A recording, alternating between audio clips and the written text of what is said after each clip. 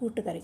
ആവശ്യമുള്ള സാധനങ്ങൾ: ചേന, പച്ച ഏത്തക്കായ, കടല, തേങ്ങ, വറ്റൽമുളക്, ജീരകം, വെളിച്ചെണ്ണ, കടുക്, ഉഴുന്നുപരിപ്പ്, വറ്റൽമുളക്, കറിവേപ്പില, ശർക്കര.